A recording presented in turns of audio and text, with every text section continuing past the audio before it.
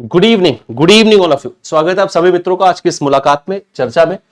सभी मित्र आ जाइए भैया। कंपनीज एक्ट के जो 3 इंपॉर्टेंट डॉक्ट्रिन या कई लोग इसको डॉक्ट्राइन बोलते हैं, उन पर आज हमारी बातचीत होने वाली है। अल्ट्रा वायर्स, कंस्ट्रक्टिव नोटिस और इंडोर मैनेजमेंट। आसान से टॉपिक है, लेकिन इनसे 1 से 2 क्वेश्चन बनने की पॉसिबिलिटी है और सारे के सारे तीनों जो प्रिंसिपल्स आपको दिख रहे हैं, इन तीनों से ही क्वेश्चन पूछे जा सकते हैं। क्लियर है? होली समाप्त हो चुकी है। रजिस्ट्रेशन आपका 4 तारीख से 4 मार्च से रजिस्ट्रेशन भी आपका शुरू हो चुका है। अब केवल और केवल आपका टारगेट होना चाहिए जून 2026 का सीआईबी एग्जामिनेशन, ताकि वो एक बार में क्लियर हो सके और आराम से क्लियर भी हो जाता है। अभी आपके पास पर्याप्त समय है, आप इन 5 पेपर को एक बार में क्लियर कर सकते हैं। लेकिन बस अब आपको समय थोड़ा ज्यादा देना पड़ेगा, पढ़ाई करनी पड़ेगी, क्योंकि उसके बिना काम नहीं हो पाएगा। तो पढ़ना तो है ही है। तो चलिए शुरू करते हैं फिर आज की बातचीत। Doctrine of ultra vires, indoor management और कंस्ट्रक्टिव नोटिस, इन तीनों पर हमारी बातचीत होनी। एक एक करके आपसे बातचीत कर लेता हूं, फिर हम लोग इसको पढ़ेंगे। पहले समझ लीजिए, अल्ट्रा वायर्स या अल्ट्रा वायरस भी इसको कई जगह पर लिखा पढ़ा जाता है। क्या होता है डॉक्ट्रिन या doctrine of ultra vires? Ultra vires का मतलब होता है बियॉन्ड द पावर। जो लीगल ताकत दी गई है आपको, जो लीगल क्षमताएं आपको दी गई हैं, यदि आप उससे बाहर जाकर काम करते हैं तो वो एक्ट अल्ट्रा वायर्स माना जाता है और ये अब इनिशियो होता है, यानी ये शुरू से ही वाइड होता है। कानूनन इसको लागू नहीं किया जा सकता है और ना ही इसे किसी तरीके से अल्टर किया जा सकता है। क्या होता है अल्ट्रा वायर्स, ये क्लियर है भैया? तो अल्ट्रा वायर्स का मतलब बियॉन्ड द पावर। देखिए, मेमोरेंडम ऑफ एसोसिएशन और कंपनी का आर्टिकल ऑफ एसोसिएशन, ये दोनों आप पढ़ चुके हैं। और ये दोनों क्या है, प्रिलिमिनरी और इंपॉर्टेंट डॉक्यूमेंट्स होते हैं और ये एक पब्लिक डॉक्यूमेंट्स होते हैं। ठीक है। मेमोरेंडम ऑफ एसोसिएशन कंपनी के स्कोप को बताता है, कंपनी क्या कर सकती है, कंपनी का ऑब्जेक्टिव क्या है, कंपनी की पावर्स के बारे में बात करता है। जबकि एओए, जो आर्टिकल ऑफ एसोसिएशन है, कंपनी के बाइलॉज या रूल बुक के तौर पर देखे जाते हैं। ठीक है जी, इतनी बात बहुत इत्मीनान से सुनते चलिएगा, सारी बात आराम से समझ में आ जाएगी।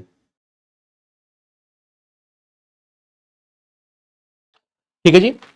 तो मेमोरेंडम ऑफ एसोसिएशन और आर्टिकल ऑफ एसोसिएशन, ये दोनों कंपनी के, मैं बता रहा था आपको, प्रिलिमिनरी डॉक्यूमेंट्स होते हैं। मेमोरेंडम ऑफ एसोसिएशन कंपनी के ऑब्जेक्टिव्स को बताता है, कंपनी की पावर्स क्या है, कंपनी की लिमिट्स क्या है, ये मेमोरेंडम ऑफ एसोसिएशन बताता है। जबकि article of association internal management की बात करता है। आर्टिकल ऑफ एसोसिएशन कंपनी के रूल बुक के तौर पर होता है। जब भी आर्टिकल ऑफ एसोसिएशन और मेमोरेंडम ऑफ एसोसिएशन लिखे जाते हैं, बनाए जाते हैं, ड्राफ्ट किए जाते हैं, तो पूरा प्रयास ये होता है ये सिंक्रोनाइज्ड हो, एक दूसरे के साथ भी सिंक्रोनाइज्ड हो और कंपनीज एक्ट के साथ भी सिंक्रोनाइज्ड होने चाहिए। तो कोई भी कंपनी का डायरेक्टर या बोर्ड ऑफ डायरेक्टर्स अगर अपने पावर्स के बियॉन्ड जाके काम करते हैं, यानी मेमोरेंडम ऑफ एसोसिएशन ने जो ताकत उनको दी है, अगर उससे बाहर जाकर वो काम करते हैं, तो वो एक्ट माना जाता है अल्ट्रा वायर्स और वो अब इनिशियो वाइड होता है, यानी वो शुरू से ही वाइड होगा, वो लीगल नहीं होता। जैसे एग्जांपल के तौर पर आप लोगों ने मेमोरेंडम ऑफ एसोसिएशन में क्लॉज पढ़ा था कंपनी के लिए, ऑब्जेक्टिव क्लॉज या ऑब्जेक्ट क्लॉज, जो बताता है कि कंपनी का ऑब्जेक्ट क्या है, कंपनी क्या क्या कर सकती है। कंपनी के मेमोरेंडम ऑफ एसोसिएशन में कंपनी के लिए जो काम लिखे गए हैं, अगर कंपनी उनसे बाहर जाकर काम करती है या कंपनी उसके अलावा कोई काम करने लग जाती है, तो वो काम, वो बिजनेस, वो एक्ट अल्ट्रा वायर्स माना जाएगा और वो इलीगल होगा, यानी वो अब इनिशियो वाइड होगा, वो शुरू से ही वाइडेबल माना जाता है। क्लियर हो गया इतनी बात भैया? एक बात को ध्यान से समझिएगा, और इसे रेक्टिफाई करके सही नहीं किया जा सकता है। क्लियर है इतनी बात? लेकिन अगर जैसे कोई काम लिखा गया है, जैसे मान लेते हैं कि काम लिखा गया है कि बोर्ड ऑफ डायरेक्टर्स की मीटिंग ऐसे होगी, या बोर्ड ऑफ डायरेक्टर्स को कोई पावर दी गई है आर्टिकल ऑफ एसोसिएशन से, और बोर्ड ऑफ डायरेक्टर्स या कोई बोर्ड मेंबर या कोई डायरेक्टर उस पावर के बियॉन्ड जाके था। जैसे मान लेते हैं, देखिए कंपनी की क्या है, बोरिंग कैपेसिटी होती है, एक निश्चित लिमिट तक ही कंपनी बोरो कर सकती है, एक निश्चित लिमिट तक ही कंपनी किसी को खुद लोन दे सकते हैं। अगर वो इससे ज्यादा बोरो कर रही है, उससे ज्यादा वो लोन दे रही है, तो निश्चित तौर पर वो अपनी क्षमताओं से बाहर जाके काम कर रही है, और अगर क्षमताओं से बाहर जाके काम कर रही है तो ये एक्ट अल्ट्रा वायर्स माना जाएगा। अल्ट्रा वायर्स माना जाएगा तो ये वाइड होगा। क्लियर है? तो अल्ट्रा वायर्स का मतलब सीधा सा बियॉन्ड द पावर। अगर आप कोई भी कार्य, कंपनी कोई भी काम मेमोरेंडम ऑफ एसोसिएशन या आर्टिकल ऑफ एसोसिएशन के बाहर जाकर काम कर रही है, उसकी जो क्षमताएं इन 2 प्रिलिमिनरी डॉक्यूमेंट्स के अंतर्गत दिए गए, उससे अलग जाके काम कर रही है, उससे बाहर जाके काम कर रही है, तो वो एक्ट माना जाता है अल्ट्रा वायर्स। क्लियर है? अब इसकी एक एक बात को मैं यहां पर आपको बताता चल रहा हूं, बेसिक कॉन्सेप्ट क्लियर है? देखिए, अल्ट्रा वायर्स क्या होता है, act beyond the company's legal capacity as set by its memorandum of association और बियॉन्ड डायरेक्टर्स अथॉरिटी और अल्ट्रा वायर्स। कोई भी एक्ट जो कंपनी की लीगल कैपेसिटी से बाहर है, जो कि उसे मेमोरेंडम ऑफ एसोसिएशन के द्वारा दिया गया है, या डायरेक्टर्स की अथॉरिटी के बाहर है, अगर वो काम किया जा रहा है, ऐसा एक्ट किया जा रहा है, तो अल्ट्रा वायर्स होगा। Such act are void and can not be enforce against और बाय द कंपनी। ये वाइड एक्ट होता है और इसे आप इन्फोर्स नहीं कर सकते, क्योंकि आपने अपनी क्षमताओं के बाहर जाके काम किया है। इसका इफेक्ट क्या होता है कंपनी पर? A contract ultra wires, the MOA is wide, ab initio it cannot be rectified even unanimously by shareholders because it exceed the company's capacity. कोई भी कॉन्ट्रैक्ट अगर अल्ट्रा वायर्स किया गया है, कोई भी कॉन्ट्रैक्ट अगर क्षमताओं के बाहर किया गया है, एमओए ने जो आपको काम बताया है, एमओए ने जो आपको क्षमताएं दी उसके बाहर किया गया है, तो ये वाइड माना जाएगा। और क्लियर लिखा वाइड अब इनिशियो, यानी शुरुआत से ही वाइड माना जाएगा और इसे रेक्टिफाई नहीं किया जा सकता क्योंकि कंपनी की कैपेसिटी के बाहर जाकर काम हो रहा है, एक्सीड करके काम कर रहा है। इफेक्ट क्या होता है डायरेक्टर्स का? Director authorising ultra vires act may be personally liable to compensate the company, shareholders may restrain propose ultra vires act via injection. अगर कोई डायरेक्टर है, क्लियर है, अगर उसने अपनी क्षमताओं के बाहर जाके काम किया यानी अल्ट्रा वायर्स एक्ट किया है और कंपनी को उससे कोई नुकसान हो रहा है, तो वो डायरेक्टर पर्सनली लायबल होगा कंपनी के लिए, वो कंपनी को कंपनसेट करेगा। क्लियर हो गई? अल्ट्रा वायर्स एक्ट का मतलब जो डायरेक्टर को लीगल क्षमता मिली है आर्टिकल ऑफ एसोसिएशन से, अगर उससे बाहर जाके काम कर रहा है। लेकिन एक बात आपको यहां पर याद रखनी है कि देखिए, article of association memorandum of association का सबऑर्डिनेट होता है। अगर कोई एक्ट ऐसा है जो आर्टिकल ऑफ एसोसिएशन के तो क्षमताओं के बाहर है, बियॉन्ड आर्टिकल ऑफ एसोसिएशन है, लेकिन वो मेमोरेंडम ऑफ एसोसिएशन की क्षमताओं के अंदर ही है, मेमोरेंडम ऑफ एसोसिएशन ऐसे करने की ताकत देता है, तो वो अल्ट्रा वायर्स नहीं माना जाएगा। हाँ, अगर वो आर्टिकल ऑफ एसोसिएशन के भी बियॉन्ड है, मेमोरेंडम ऑफ एसोसिएशन भी आपको ऐसी क्षमता नहीं देता है, तो फिर वो अल्ट्रा वायर्स माना जाएगा। इस बात का आपको ध्यान रखना है। ठीक हो गई जितनी बात? नेक्स्ट आपका रेस्टिट्यूशन एंड ट्रेसिंग, इसको प्रिंसिपल ऑफ ट्रेसिंग भी कहा जाता है। देखिए है क्या, जैसे मान लेते हैं कि कोई डायरेक्टर है जिसने, या कोई कंपनी है जिसने अपनी बोरोइंग क्षमता से बाहर जाकर ऋण ले लिया, ध्यान से इस बात को समझिएगा, उसने अपनी बोरोइंग क्षमता से बाहर जाकर ऋण ले लिया, तो ये अल्ट्रा वायर्स माना जाता है। यानी आपकी क्षमता में नहीं था, आपने उससे ज्यादा ऋण ले लिया, और जिस पार्टी ने वो ऋण दिया है, अब मान लेते हैं कि कोई कंपनी है जिसने अपनी क्षमताओं के बाहर जाकर ऋण ले लिया और उसने कंपनी के लिए कोई एसेट तैयार किया उस ऋण से, ध्यान से इस बात को समझिएगा।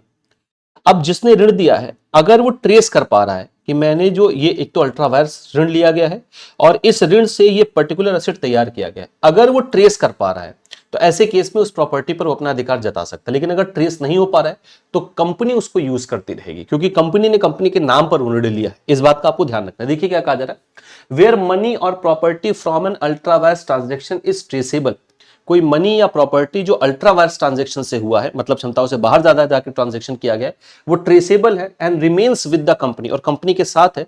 द प्रोवाइडर में सीक एन इंजेक्शन और रीइंस्टीट्यूट, जो प्रोवाइडर जिसने ऋण दिया था वो उस प्रॉपर्टी को ले सकता है, रीइंस्टीट्यूशन कर सकता है, if it has been used for legitimate corporate debt, subrogation may be available. Clear है?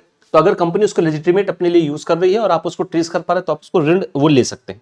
ये ट्रेसेबल का सिद्धांत कहलाता है। लेकिन कोई भी अगर ऋण है जो अल्ट्रा वायर्स लिया गया है तो वो इनवैलिड माना जाता है। लेकिन एक बात और समझ लें, अगर कंपनी ने अल्ट्रा वायर्स ऋण दिया हुआ है, मतलब कंपनी की क्षमता मान लेते हैं 10 लाख रुपए का ऋण देने की थी, ध्यान से इस बात को समझिएगा, और कंपनी ने 12 लाख रुपए का ऋण दे दिया, अल्ट्रा वायर्स हो गया ये, क्योंकि क्षमताओं के बाहर है, तो क्या कंपनी उस पूरे ऋण को वसूल सकती है? यानी जिसने कंपनी से ऋण लिया वो ये कह सकता है कि मैं तो आपको 10 लाख रुपए लोन दूंगा, क्योंकि आपकी क्षमता देने की 10 लाख थी, आपने 12 लाख दिया, वो आपका प्रॉब्लम है, मैं आपको 10 लाख दूंगा। क्या ऐसा हो सकता है? आंसर नहीं। कंपनी ने भले ही अपनी क्षमताओं के बाहर जाकर ऋण लिया है, लेकिन कंपनी चूंकि कंपनी के नाम पर ऋण दे रही है, इसलिए वो पूरा पैसा ले सकती है। भले उसने अल्ट्रा वायर्स ऋण दिया हो, तो देने के केस में भैया वो पूरा पैसा अपना वापस ले सकती है, भले ही वो अल्ट्रा वायर्स हुआ हुआ है। अल्ट्रा वायर्स क्लियर हो गया? चलिए नेक्स्ट आपके लिए जो प्रिंसिपल है वो है डॉक्ट्रिन ऑफ या principle of constructive notice. Constructive notice का सीधा आसान सा एक मतलब है पब्लिक नोटिस। क्लियर है? तो कंस्ट्रक्टिव नोटिस का सीधा सा मतलब है पब्लिक नोटिस, और पब्लिक नोटिस होने का मतलब यह है भैया कि अगर ये पब्लिक नोटिस है तो ये मान के चला जाएगा कि आपको इसकी जानकारी है। यानी अगर ऐसे मामले में कोई बात कोर्ट तक जाती है पब्लिक नोटिस को लेकर, तो कोर्ट ये मान के चलता है भैया आपको तो ये पता होगा, इसे हम एक्सेप्ट नहीं करेंगे। इसको एग्जांपल से समझते हैं। देखिए, मेमोरेंडम ऑफ एसोसिएशन और आर्टिकल ऑफ एसोसिएशन ये पब्लिक नोटिस होते हैं। क्लियर है? ये कंपनी की वेबसाइट पर भी होते हैं, आप फ्रीली इनको पढ़ सकते हैं, इनके लिए कोई मूल्य आपको देने की आवश्यकता नहीं होती है, और ये पब्लिक नोटिस माने जाते हैं। तो कोई भी चीज अगर पब्लिक नोटिस है तो वो कंस्ट्रक्टिव नोटिस मानी जाएगी। ठीक है? जैसे चाहे आपने, अच्छा कंस्ट्रक्टिव नोटिस में एक बात और आप समझ लीजिए, भले ही वो नोटिस आपको डिलीवर ना हुई हो, भले ही आपने उसे ना पढ़ा हो, लेकिन ये माना जाएगा कि आपको वो डिलीवर हो चुकी है, आपने उसको पढ़ा है, और ना सिर्फ पढ़ा है बल्कि आपने उसे समझा भी है। जैसे एग्जाम्पल के तौर पर आपने मान लेते हैं कि मच्छर मारने वाला कोई दवा या कोई फिनाइल लिया आपने फर्श साफ करने के लिए या वॉशरूम साफ करने के लिए, और फिनाइल के पीछे कुछ जो है नोटिस लिखी होती है, नोटिस जैसे कुछ सावधानियां लिखी होती हैं, इसे खाने पीने के सामान से दूर रखें, इसे आंखों से दूर रखें, ये पीने योग्य खाने योग्य नहीं है, ये एक्सटर्नल यूज है, इंटरनल यूज इसका कोई नहीं किया जाएगा। अभी एक नोटिस है, और ये नोटिस उस पर लिखिए, ये पब्लिक नोटिस है, इसी को कंस्ट्रक्टिव नोटिस कहते हैं। आपने चाहे पढ़ा हो चाहे ना पढ़ा हो, आपने चाहे उसको देखा हो चाहे ना देखा हो, ये माना जाएगा कि आपने उसे पढ़ा भी है और केवल पढ़ा नहीं बल्कि समझा भी है। अब आप कल को कोर्ट जाते हैं और ये कहते हैं सर ये इतना छोटा छोटा लिखा हुआ है, मुझे नहीं पता ये खाने योग्य नहीं, मुझे तो लगा ये सफेद सफेद दिख रहा है, इसकी चाय बनाई जा सकती है, मैंने बना लिया। अब इसमें मेरी गलती तो है नहीं, कोर्ट नहीं से एक्सेप्ट करेगा। कोर्ट कहेगा भैया ये यहाँ पर पीछे क्लियरली लिखा हुआ है, नोटिस डाली हुई है, आपने उसको पढ़ा या नहीं पढ़ा वो आपकी गलती है, ये माना जाएगा कि आपने पढ़ा है। तो ऐसे ही जो पब्लिक डॉक्यूमेंट्स होते हैं, जो पब्लिक डोमेन में है, उन्हें हम कंस्ट्रक्टिव नोटिस कहते हैं। तो आर्टिकल ऑफ एसोसिएशन और मेमोरेंडम ऑफ एसोसिएशन ये पब्लिक नोटिस हैं। अगर आप किसी कंपनी के साथ डील करते हैं बीइंग अ थर्ड पार्टी, तो ये माना जाएगा कि आपने उस कंपनी के आर्टिकल ऑफ एसोसिएशन और मेमोरेंडम ऑफ एसोसिएशन को पढ़ा है, वो आपको डिलीवर हो चुका है, आपने पढ़ा भी, आपने समझा भी। जैसे मान लेते हैं कि आप कोई थर्ड पार्टी हैं और आप किसी कंपनी के साथ जाके डील करते हैं और आप जाके बाद में कोर्ट में कहते हैं सर मुझे नहीं पता कि कंपनी ये काम नहीं कर सकती है, मुझे नहीं मालूम था। तो कोर्ट का सीधा आंसर होगा कंपनी के मेमोरेंडम ऑफ एसोसिएशन में एक ऑब्जेक्ट क्लॉज है, आपने पढ़ा होगा उसको क्योंकि पब्लिक डोमेन में वो पब्लिक डॉक्यूमेंट है, इसी को हम कंस्ट्रक्टिव नोटिस कहते हैं। लेकिन कंस्ट्रक्टिव नोटिस थर्ड पार्टी पर यह ऑब्लिगेशन नहीं डालता है कि आप इंटरनल मैनेजमेंट के बारे में जानकारी रखें, आप जो कंपनी में इंटरनली हो रहा है आप उसकी जानकारी रखें, ये कंस्ट्रक्टिव नोटिस नहीं कहता। कंस्ट्रक्टिव नोटिस बस ये कहता है कि जो कुछ भी पब्लिक डोमेन में है वो कंस्ट्रक्टिव नोटिस है, वो पब्लिक नोटिस, आपने इसे पढ़ा, इसे समझा है। अगर आप इसके अगेंस्ट कुछ जाके करते हैं तो कोर्ट इसे स्वीकार नहीं करेगा, इसे कंस्ट्रक्टिव नोटिस कहा जाता है। कंस्ट्रक्टिव नोटिस कंपनी के फेवर में, क्लियर है? क्योंकि अगर जैसे आपने मान लेते हैं कल को गए, आपने कहा सर मुझे नहीं पता कि कंपनी ये काम कर सकते नहीं कर सकती है, सर मुझे नहीं पता ये कंपनी का नाम है या नहीं, मुझे ये सब नहीं मालूम था। कोर्ट तुरंत कह देगा तो मेमोरेंडम ऑफ एसोसिएशन में लिखा है, आपको ये पढ़ना चाहिए था, आपने नहीं पढ़ा, वो आपकी गलती, ये एक्सेप्ट नहीं किया जा सकता क्योंकि कंस्ट्रक्टिव नोटिस है। तो कंस्ट्रक्टिव नोटिस कंपनी को क्या करती है, सिक्योर करती है। लेकिन मैं फिर से आपको बता दूं, कंस्ट्रक्टिव नोटिस कतई ये बात नहीं कहता है कि आपको कंपनी की इंटरनल इरेगुलरिटी के बारे में पता हो, आपको कंपनी का इंटरनल मैनेजमेंट पता हो, नहीं। कंस्ट्रक्टिव नोटिस थर्ड पार्टी का कंपनी के साथ रिलेशन बताता है कि थर्ड पार्टी को पब्लिक नोटिस की जानकारी, पब्लिक डॉक्यूमेंट की जानकारी होगी। देखिए कंस्ट्रक्टिव नोटिस क्या कर रहा है, since the memorandum of association, article of association are public documents, outsider are deemed to know their content and cannot claim ignorance of restrictions apparent on their face। क्या कहा जा रहा है कि जो आपका पब्लिक, आपका एमओए है, जो एओए है, ये पब्लिक डॉक्यूमेंट है, आउटसाइडर को ये माना जाता है, डीम्ड है ना, आउटसाइडर ये माना जाता है कि आप इनके कंटेंट को जानते हैं, आपने इनके कंटेंट को पढ़ा होगा, आप इनके इग्नोरेंस का क्लेम नहीं कर सकते हैं। आप ये नहीं कह सकते सर ये तो हमको दिखा नहीं, क्योंकि उसके फेस पर दिख रहा है, वो क्लियरली दिखाई दे रहा है कि ये लिखा हुआ है और वो पब्लिक नोटिस है तो आपने इसको पढ़ा ही होगा। इफेक्ट क्या होता है कंस्ट्रक्टिव नोटिस का, outsider are fixed with knowledge of limitations in MOA and AOA. Clear, outsider को पता होगा, नॉलेज होगी कि क्या लिमिटेशन है एमओए और एओए में, बोरिंग जैसे बोरिंग कैपेसिटी कितनी है, सील रिक्वायरमेंट है कि नहीं है, कंपनी का ऑब्जेक्ट क्या है, and can not enforce transaction that contravene clear public restrictions. Clear है, and can not enforce transaction that contravene clear public restrictions. और आप उसको इन्फोर्स नहीं कर सकते हो जो कंट्रावीन कर रहा है पब्लिक, जो क्लियर पब्लिक रिस्ट्रिक्शंस है, यानी जो रिस्ट्रिक्शंस उस पर लगा हुआ है आप उनको कंट्रावीन नहीं कर सकते हैं, क्योंकि ये पब्लिक नोटिस पे है। अगर लिखा है कि ये कंपनी नहीं कर सकते और आप उसको कर रहे हैं तो ये आपकी गलती है। क्लियर है, क्योंकि वो पब्लिक नोटिस के तौर पर आपको मिला होगा, आपने उसे पढ़ा और समझा होगा। इसको क्या है, applies to the MOA, AOA and document required to be publicly filed. ये किस पर अप्लाई होता है, memorandum of association, article of association और ऐसे सारे डॉक्यूमेंट को जो पब्लिकली फाइल किए जाते हैं, जो पब्लिक डोमेन में है। जैसे स्पेशल कोई रेजोल्यूशन आया है पावर को अल्टर करने के लिए, outsider are deemed to know these and their plain restrictions. Outsider को ये माना जाता है कि आप ये सब जानते होंगे, इसके अंतर्गत क्या रिस्ट्रिक्शंस है, क्या ताकत है कंपनी की, जो कि पब्लिकली अवेलेबल है, आप उसको जानते होंगे। लिमिट्स क्या, it does not input knowledge of the internal regulation, internal resolutions. इसकी एक लिमिट ये है कि आप पर ये इंपोज नहीं करता है कि आपको इंटरनल रेजोल्यूशन के बारे में पता होगा। भाई इंटरनल कैसे आप जानोगे, बंद दरवाजे के पीछे जो चीज हो रही है आप उसे नहीं जान सकते। हाँ, जो पब्लिक डोमेन में है वो आपकी जिम्मेदारी है कि आप उसे जाने। डीरेगुलेशन क्या है, resolution, delegation registers, minute books, informal practices, it only extend to what it publicly accessible and reasonably discoverable. ये केवल उस पर लागू होता है जो पब्लिकली एक्सेसिबल है और जो डिस्कवरेबल है, जिसको रीजनेबली यानी जो आराम से डिस्कवर किया जा सकता है, जो पब्लिक डोमेन में उपलब्ध है, ये केवल उस पर लागू होगा। इंटरनल मैनेजमेंट कैसे काम कर रही है आपको कैसे पता होगा, वहां पर जो प्रिंसिपल लागू होता है वो लागू होता है आपका इंडोर मैनेजमेंट। तो अगला जो डॉक्ट्रिन है वो इंडोर मैनेजमेंट है। इंडोर मैनेजमेंट क्या कहता है, इंडोर मैनेजमेंट ये कहता है, ध्यान से समझिएगा, कंस्ट्रक्टिव नोटिस जहां कंपनी के फेवर में है, इंडोर मैनेजमेंट थर्ड पार्टी के फेवर में है। इंडोर मैनेजमेंट ये कहता है कि भैया जो कंपनी के बंद दरवाजे के अंदर हो रहा है, अब जैसे मान लेते हैं कि कंपनी कोई लोन लेने जा रही है, कंपनी ने कोई ऋण लेना है और उसके लिए डायरेक्टर्स का रेजोल्यूशन जरूरी है, ऐसा आर्टिकल ऑफ एसोसिएशन में लिखा है, ध्यान से समझिएगा। इसमें हाँ आर्टिकल ऑफ एसोसिएशन में ऐसा लिखा हुआ है कि अगर कोई शेयर जारी होगा, शेयर से समझते हैं, अगर कोई शेयर जारी होगा तो सारे बोर्ड ऑफ डायरेक्टर्स का अप्रूवल उसमें होना चाहिए।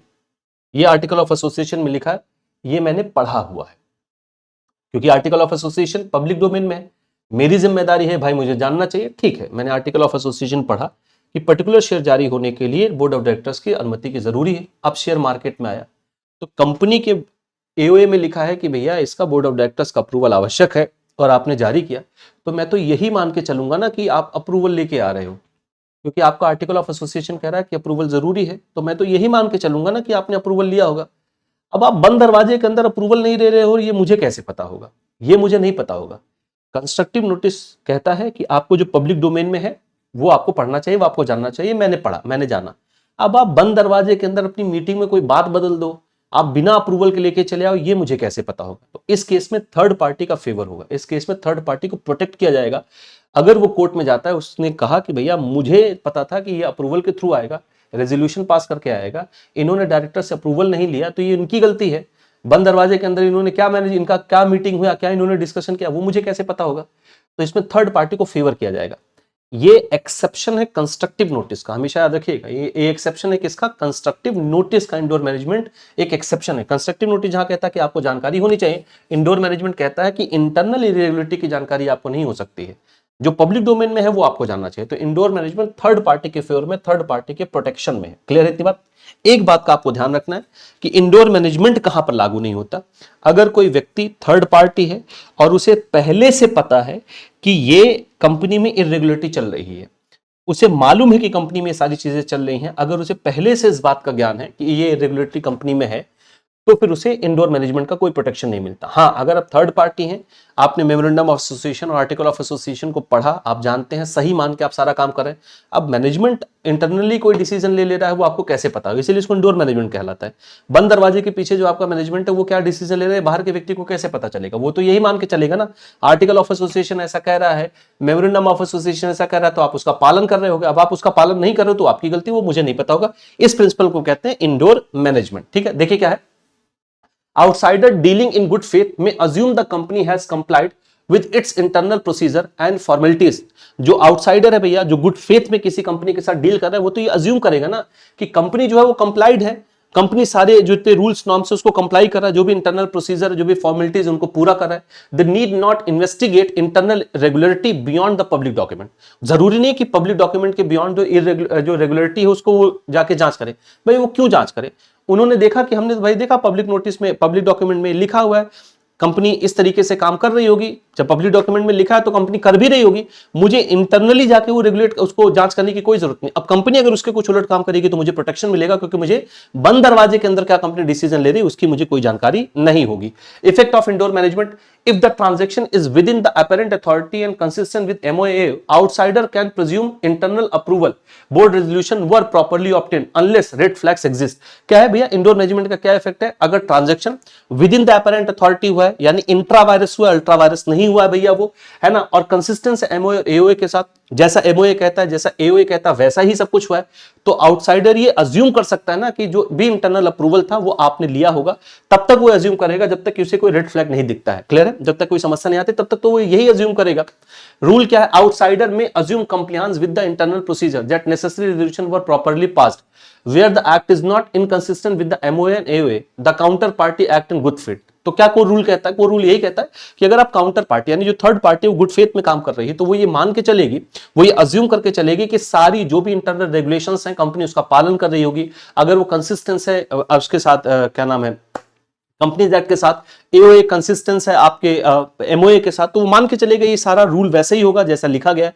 हमें क्या पता कि आप अंदर कोई डिसीजन ले रहे हैं। एप्लीकेशन क्या? Validity of shares allotment, borrowing, जैसे कहां पे लागू होता है? वैलिडिटी ऑफ शेयर अलॉटमेंट है, बोरोइंग्स है, contract signed by the officers with apparent authorities upheld despite internal regulations such as missing और डिफेक्टिव रेजोल्यूशन। तो मान के चले गए सारी चीजें सही हुई। हाँ, अगर कोई इंटरनल इरेगुलेशंस हुआ है, जैसे कोई मिसिंग है या डिफेक्टिव रेजोल्यूशन आया है या आपने अप्रूवल नहीं लिया है, तो फिर वो आपकी गलती है, वो आउटसाइडर की गलती नहीं, आउटसाइडर को प्रोटेक्ट किया जाएगा।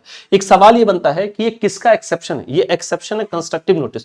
कंस्ट्रक्टिव नोटिस जहां कहता है कि आपको कंपनी के बारे में पता होना चाहिए क्योंकि पब्लिक डॉक्यूमेंट में है, वहीं इंडोर मैनेजमेंट ये कहता है कि आपको कंपनी के पब्लिक डॉक्यूमेंट में जो कुछ है वो पता होना चाहिए।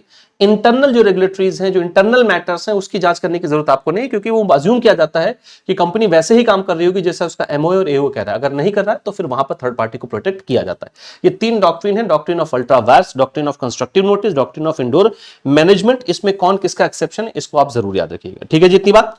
तो आज के लिए फिर इतनी ही चर्चा रखते हैं मित्रों, क्लियर है। आज हम लोगों ने तीन डॉक्ट्रिन पर बातचीत की है, उसको ठीक से देख लीजिएगा, एक से दो सवाल बन सकते हैं।